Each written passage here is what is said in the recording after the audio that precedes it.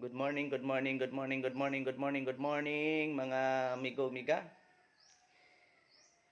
Ang ako makubanan ni Apadiri o tulog pa sila mga amigo-amiga si Ma'am Bebelin o si Jim Jim. Yan, kalat pa kayo ang katari kay kanang nagulat mi sa bagyo ba. Nawa man sila klase. Naunsa man hinuon mga amigo-amiga nga grabe man nung inita. Okay, yun yung gabi, grabe kong bagyo ha. Oo. Si Jim Jim, naman pero na. naghuba mga amigo-amiga. Kay Pero man na siya. kuan man ka ng kuan man kuno ka ng tawag niya na ginitan kuno siya. Unya si Mrs. Birasis pod o nara. Piling prinsesa kuno kay siya, pa siya maglungag. Ikaw na may magang. Luoy kayo tanan ni, wala tas bagyo, mga lunsan. Yan. Ikaw naman, ano? So, ang among kuan tanawa mga amigo-amiga o kalat kayo mga amigo bisag asa lang makasampay. Yan. Napis ninas bata mga amigo-amiga basa sa ihi. Yes. Nangihi man ang among baby boy. Siguro ba sa iya habang kakuan, sa iyang kakapoy, gagikan sila sa biyahe. Unya. Siguro wa sila katulog tarong mao na nga nano siya. Nakalimot siya og kanang adto sa CR. Actually, kanang kuan man aniya dili man gyud siya nga mangihi gyud ba matag gabi na hitabo lang pag over fatigue siguro siya. Sige siya duwa. Mao na nga makalimot siya. Gusto niya matuog niya bisag kay una dili na matug CR. Loy kayo. Amana nakapangihi kagabi mahuba siya.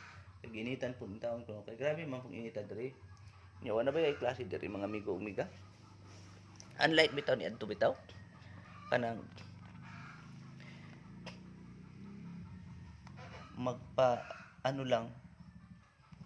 magpa-stop lang sa klase kon ang bagyo doon na kayo.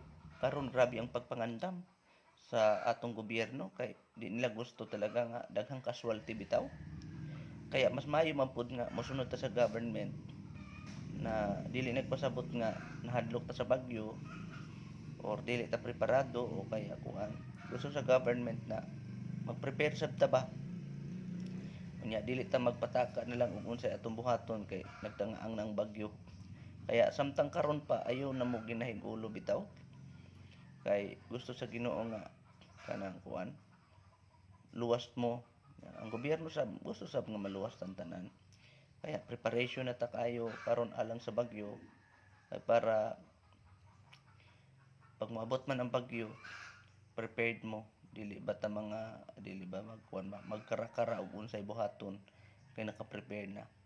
Mega love shout out ha kay Sir Gerald Rivero nga kanang ang iyang kotse kuno na post karon man ako makitaan pero ang iyang kotse gibulit na sa kanang plastic gitabunan na unsa may sense ato ma kanang kotse nga gibulit sa plastic Di mabasa.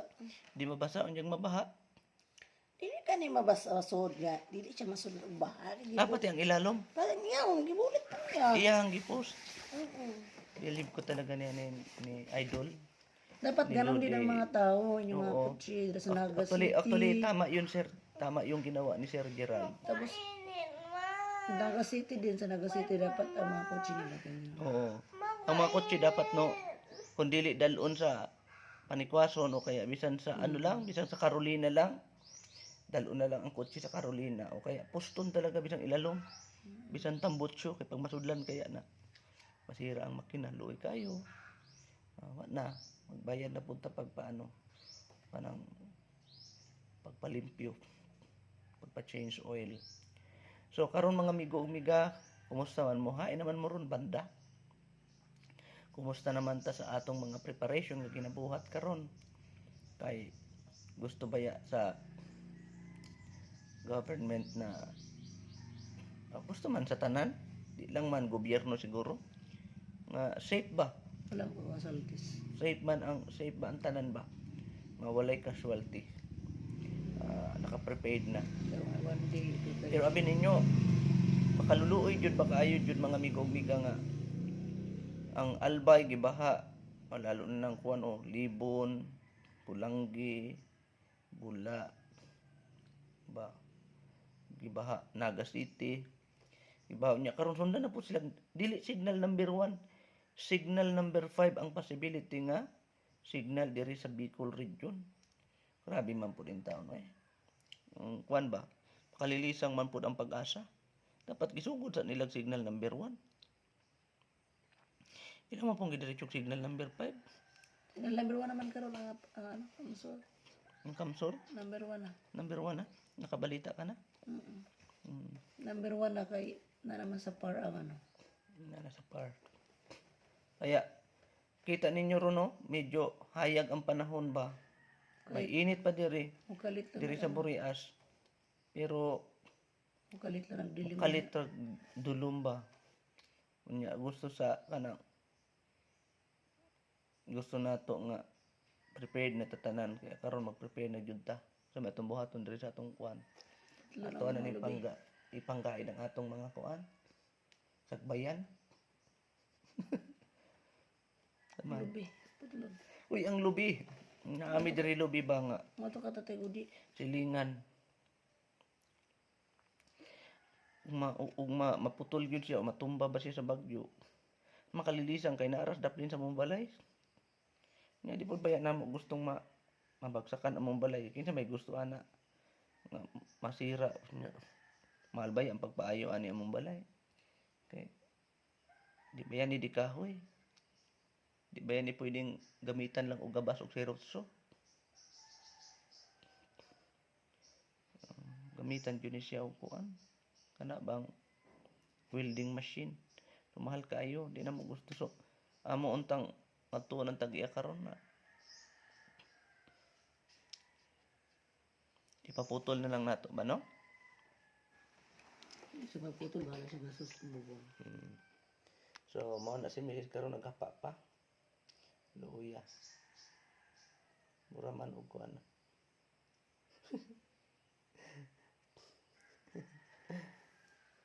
Ay, mga nagapa. So, akong ipakita sa inyo mga migog-miga ha.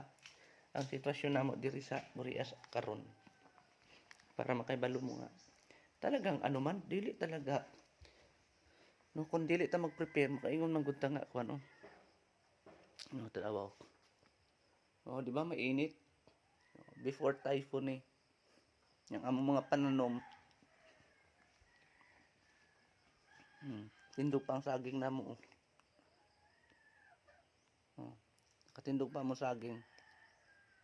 Kita nimo grabe tindog pa. Lakota.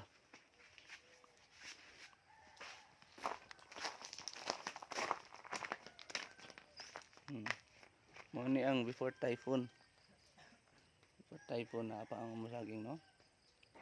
So padul-dul na to ang kamera kay para kita kayo. Mo ni among saging before typhoon. Ambot lang unsay sitsura ani pagkatiman sa bagyo. So, buhi na pud unta ang among kuno. Among palaya, buhi na.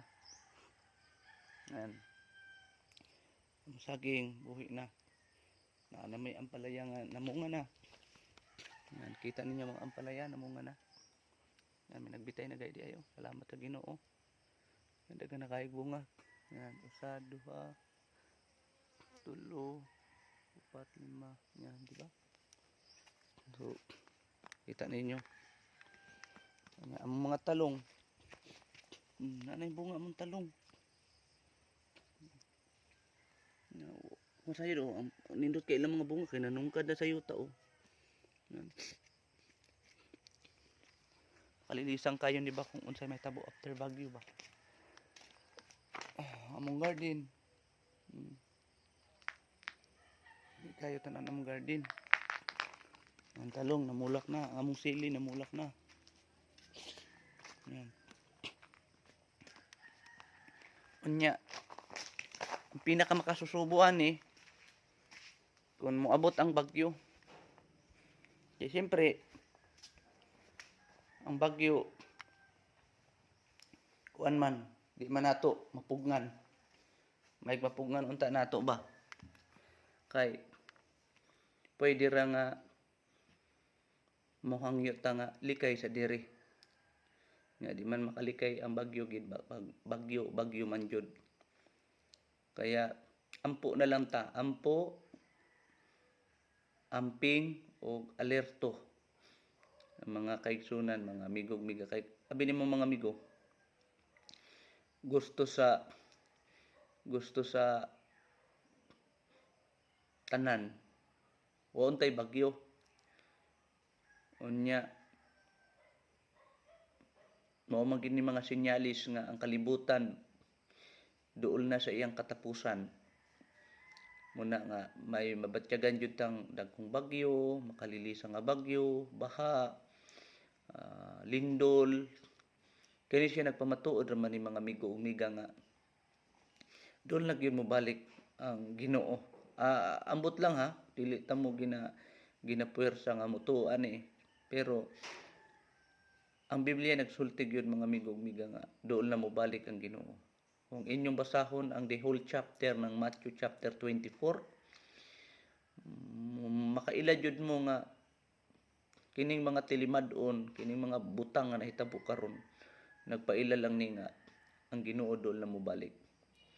Kaya alang ni ining buntaga siguro leksyon ni sa matag usa kanato nga kana bang